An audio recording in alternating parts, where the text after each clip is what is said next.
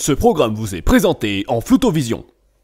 Bonjour et bienvenue dans ce nouvel épisode de tutoriel, et pas du PYT Show. Ah non, Edouard il m'a dit de vous dire d'aller vous faire foutre, et du coup je prends le relais de sa chaîne.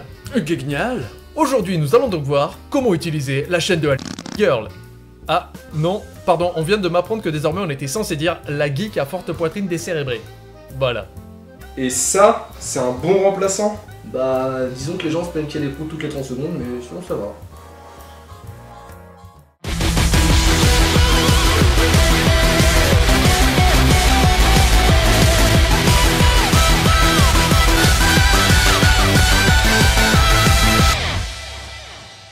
Bonjour à tous et à toutes pour ce 17ème épisode du BYT Show consacré à un trentenaire qui pète le feu, lol MDR XD. Pour les êtres vivants dotés d'une intelligence exceptionnelle et d'un sens de l'observation sans pareil, vous aurez compris que ma chanson du précédent épisode annonçait la venue de Sat Panda, grand vidéaste devant l'éternel. Mais dis-moi Thomas, c'est qui Sat Panda? Eh bien mon cher Edouard, c'est très simple. Sat Panda est un gars qui a commencé sur le site internet du nom de That Guy with the Glasses. C'est un site regroupant différentes satires de films, télévision, de comics, de jeux vidéo et de musique.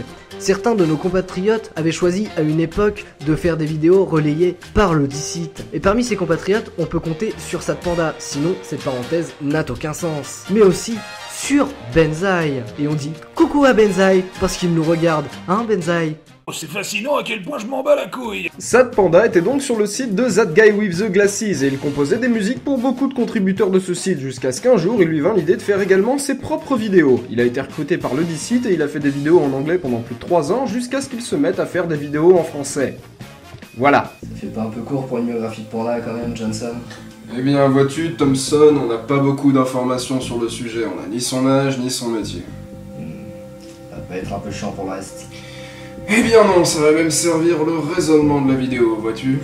Si j'ai décidé de vous parler de Sat Panda dans un épisode découverte alors que le bonhomme a plus de 50 000 abonnés quand même c'est pas rien, c'est parce que d'après moi, l'augmentation du nombre total de son public est anormale. Je précise que ce n'est pas une attaque contre Panda, c'est l'impression que ça me renvoie quand je sais que certaines chaînes vont plus vite une fois les 10 000, 20 000 ou 50 000 abonnés de passé. Le sujet me paraît intéressant parce que de 1, j'aime bien étudier les relations sociales, et de 2, j'aime bien étudier le comportement humain en général.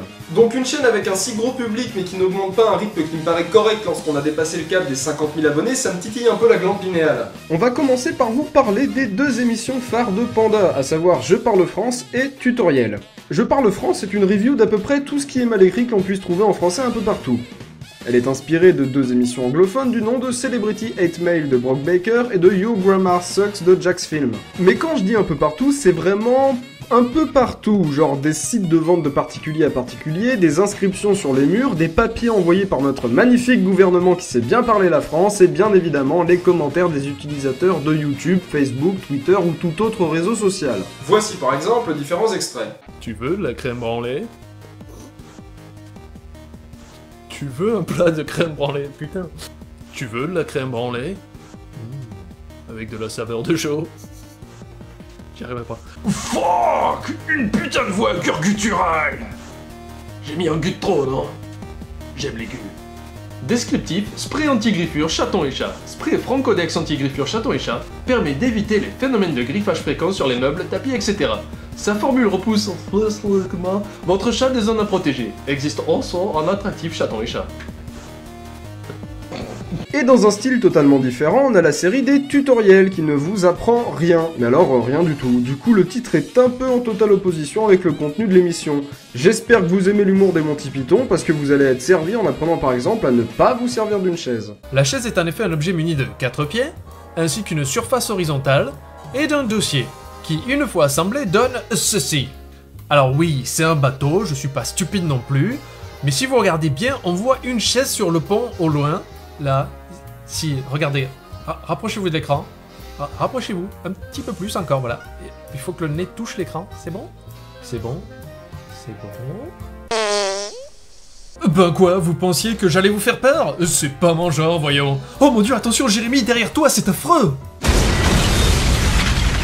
Sad Panda, c'est aussi un gamer d'exception, un gars qui joue aux jeux vidéo, comme vous, comme moi. Il a fait quelques let's play à ses débuts, mais par manque de temps, il a rapidement laissé ceci de côté au profit d'une émission hebdomadaire intitulée Lundi Indé. Et Lundi Indé, c'est le petit diminutif de Lundi Indépendant, une émission consacrée aux jeux vidéo fabriquée par les petites mimines de développeurs n'appartenant pas à de grosses firmes. En plus, depuis peu, il fait les Lundis Indé en live le jeudi soir, la plupart du temps en compagnie de Pseudoless, hashtag un bon copain, et de Poppy, hashtag je suis toujours pas allé voir ce qu'elle fait, hashtag désolé. Et si vous aimez Doctor Who, bah vous feriez mieux d'aller sur des sites spécialisés, oui, parce qu'en fait il a fait 4 vidéos dessus, on lui en réclame souvent, d'ailleurs j'ai jamais compris pourquoi, je me suis jamais intéressé à Doctor Who, du coup comme je m'en branle, je vais pas en parler. Ouais, moi j'aime bien Doctor Who. Ouais, mais toi ta gueule. Pour finir sur son palmarès, je ne sais pas comment ça s'écrit, j'ai sans doute fait une faute sur le script, Ouais, je confirme, il y en a une. il a fait d'autres petites vidéos que je vous laisse le plaisir de découvrir par vous-même. Hashtag branleur. Et après ce long exposé de ce que Panda fait sur sa chaîne, il y en a certains d'entre vous, du moins je l'espère, qui doivent se poser cette question. Ouais, hein, si c'est aussi cool la chaîne de Panda, comment ça se fait qu'après plus de 2 ans sur sa chaîne, ça monte pas si vite que ça niveau abonnés hein. Ça fait plein de fois ça ou ça quand même. Selon moi, cette audience qui n'augmente pas est la cause de plusieurs facteurs, dont je suis à peu près sûr de tous à 100%, sauf le dernier qui n'est que pure supposition de ma part. Pour commencer, on aurait l'humour de Panda qui serait difficilement abordable si l'on n'est pas sensible aux blagues de type pipi-caca. Quoique l'évocation même des mots prout ou caca font rire Panda, et la merde ça fait rire dans presque toutes les cultures du monde. Au passage, le bruit du prout est un truc que vous entendrez souvent sur sa chaîne, mais l'humour de ce genre a sa place sur internet, comme dans n'importe quel média. Je dirais même que des gens comme Bat et Gale de l'ancien collectif 10 minutes à perdre s'échinent à faire rire avec des choses simples comme des mots osés pour les enfants de 5 ans, et ils continuent de le faire sur leur chaîne Bat et Gale, tout simplement. Mais faut pas croire que le caca et les proutes sont les centres humoristiques de Panda. Ce mec est un fan inconsidéré des Monty Python. Et de l'humour absurde, vous allez en bouffer. Bonjour et bienvenue dans ce nouvel épisode de Vous avez souvent l'impression que vous n'arrivez pas à terminer vos phrases. Eh bien, pas de... Avec un espado en supplément, il est très simple. Vite. Et c'est pourquoi cette semaine, Scotch. Non les gars, je vous l'avais dit, on l'a bien sur le clavier pour le montage, ça marche moins bien.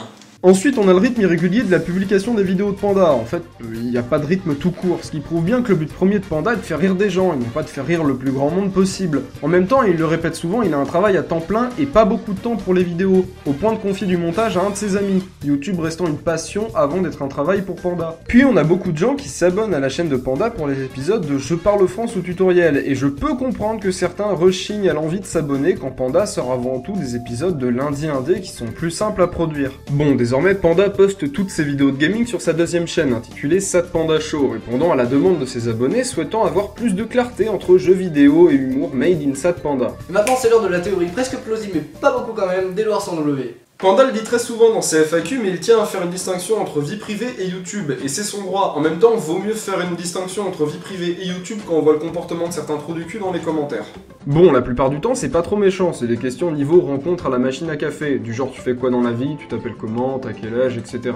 Sauf que certaines personnes comme Panda ne tiennent pas à nous en faire part, et je me suis demandé si ça ne jouait pas sur la relation de proximité fréquente des vidéastes et de leur public sur YouTube. On va pas se voiler la face, la plupart des youtubeurs c'est du 12-25 ans, et c'est la même pour le public en majorité, qui se reconnaît facilement dans les vidéastes, et ça entraîne la création d'un lien affectif entre les individus. Mais quand un vidéaste ne souhaite pas forcément se mettre en scène au-delà de ce qu'il produit dans ses vidéos, est-ce qu'il n'y a pas la construction d'une sorte de barrière invisible entre lui et son public? Je vous ai dit au début de la vidéo que j'avais pas trouvé masse d'infos personnelles sur Panda, mais au final, est-ce que ça nous empêche d'apprécier son travail concrètement? Est-ce que le fait d'en savoir un peu plus sur sa vie privée, ça va nous apporter grand chose? Moi par exemple, si je vous dis que j'ai appris à jouer du djembé, est-ce que vous allez commencer à raisonner de la même façon que moi quand j'écris mes vidéos? Est-ce que t'as appris à jouer du djembé?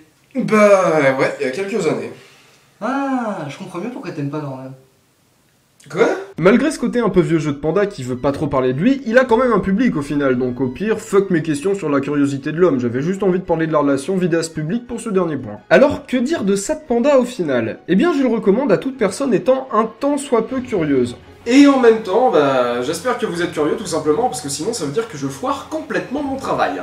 Panda pour moi c'est l'exemple typique des youtubeurs passionnés et honnêtes, qui se fout pas de son public, qui propose du contenu de qualité, sans se forcer à en produire quand il n'en a pas envie. Il est polyvalent, il cherche à nous faire rire, et même s'il ne tient pas à nous faire part de tout ce qui le concerne, je suis content qu'un pote me l'ait fait découvrir.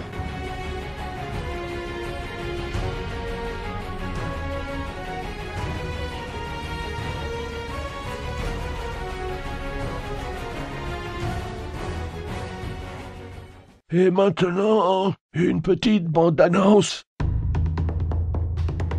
Edouard, Faut qu'on fasse l'outro pour dire que la prochaine vidéo sera celle des 5000 abonnés. En effet, tous à la Batmobile.